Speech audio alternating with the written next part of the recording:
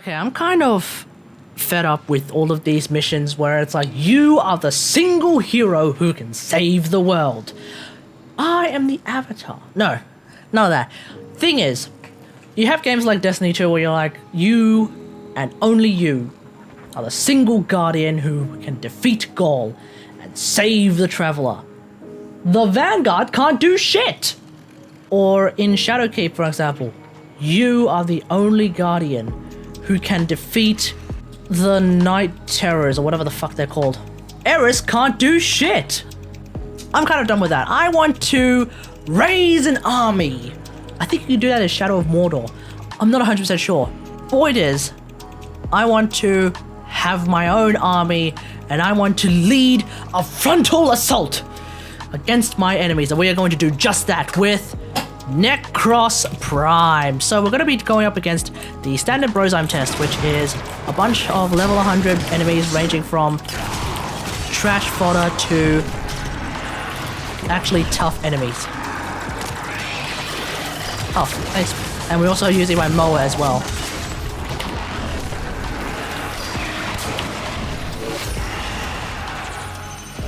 And now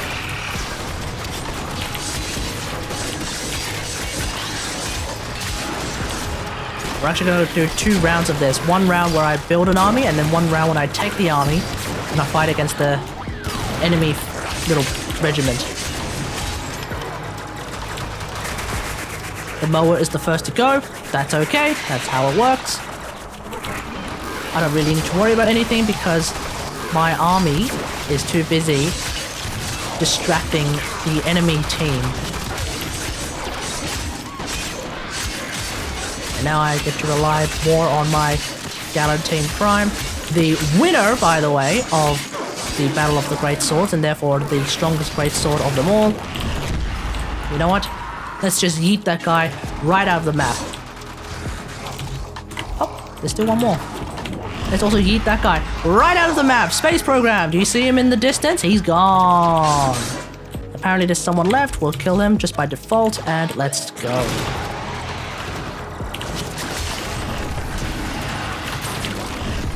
Build my army up again.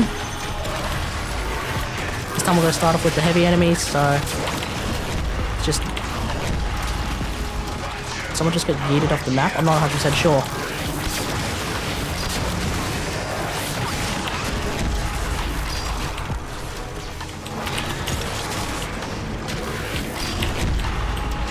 Bye! Have a great time! Like, that's the one thing that's good about the first ability, otherwise it's generally useless. It's just good for yeeting enemies off the map, so if you happen to be on a tile set where you can't yeet enemies off the map, well, you're kind of out of luck. I'm gonna rebuild my army because apparently one of my soldiers died. RIP. Too much armor, get out of the map!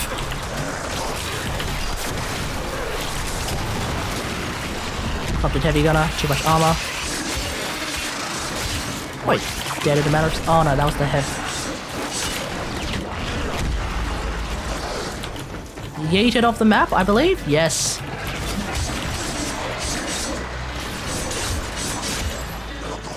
Come back here! Come back here! Stop that drone! Where are you? There we go. I believe that... Oh, no, there's still one left.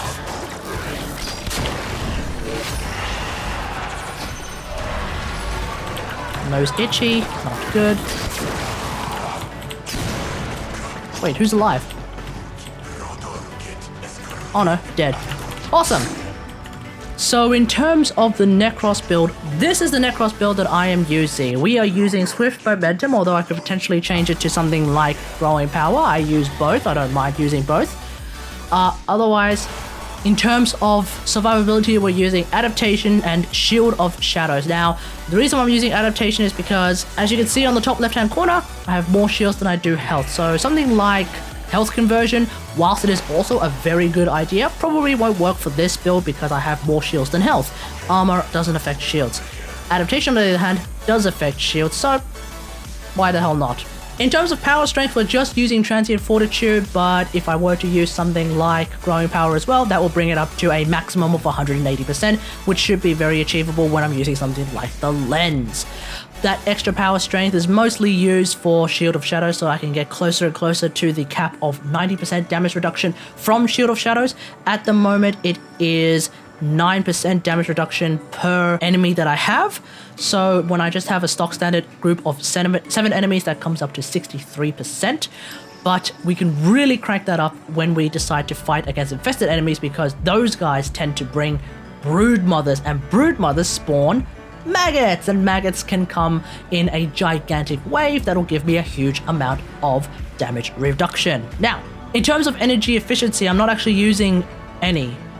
I'm actually using Prime Flow. So this is one of those few builds where I actually end up keeping efficiency and range close together. But now I actually have 2 stats that are close together near the 100% mark.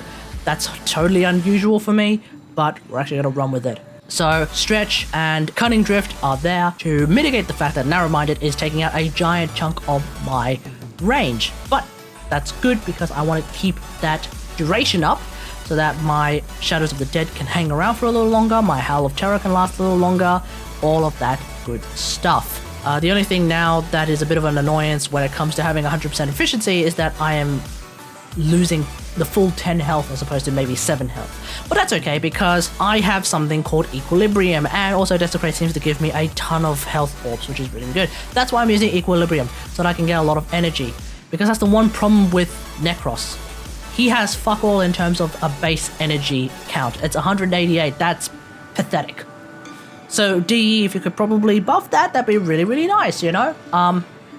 Otherwise, that's the build. Now, on the whole Broodmother thing, let's kill a couple of Broodmothers and I'll demonstrate what I mean.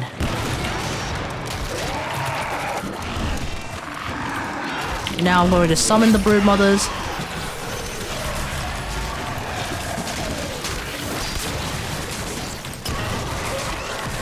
Now notice how on the bottom right hand corner it was 4 and now it's gone up to 9. And I'm actually getting closer to that 90% damage reduction now.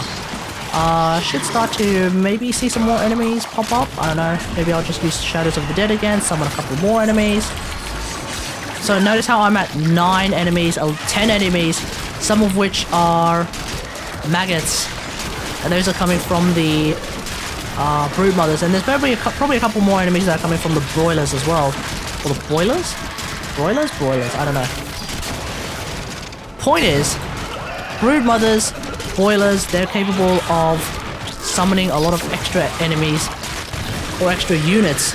So it's really, really good when they are your allies because they can summon extra allies, extra Shadows of the Dead, grow your army, and increase your own tankiness via Shadows of the Dead or Shield of Shadows. So to demonstrate that particular buff in action, I'm going to summon some more enemies.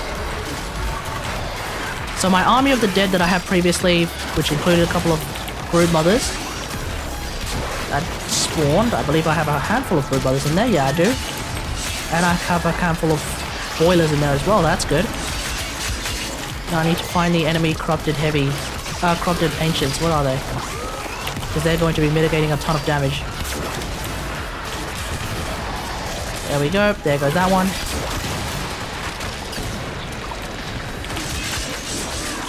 Right now my damage mitigation is at 90%, which is the absolute maximum, which is why I'm not going to go up anytime soon, but that's okay.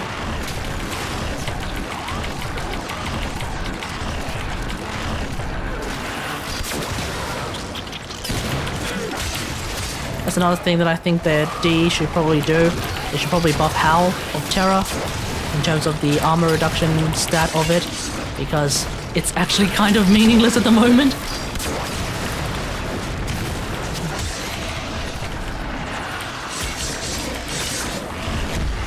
In the meantime, we could always use Soul Punch to just yeet enemies off the map, so that's nice.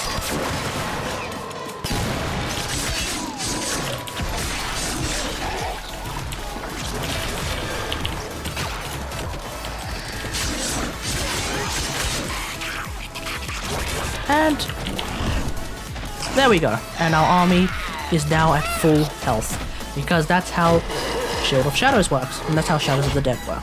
So that is the power of NEKROS Prime. Let me know what you think about him in the comments below. Do you use NEKROS? How do you build him? My build is a bit more of a multi-purpose, all-purpose general build, so that's how I go. It's still good for looting. Of course, people who do decide to make looting builds tend to go massively into range, but I'm not really doing that. I'm trying to use him for pretty much everything in the game without having to swap and change and do all that stuff. So that's the purpose of this build. Anyway, if you like this video, hit that like button, subscribe for more WarFrame content, and until next time, I'll see you guys later. Thanks for watching. Bye.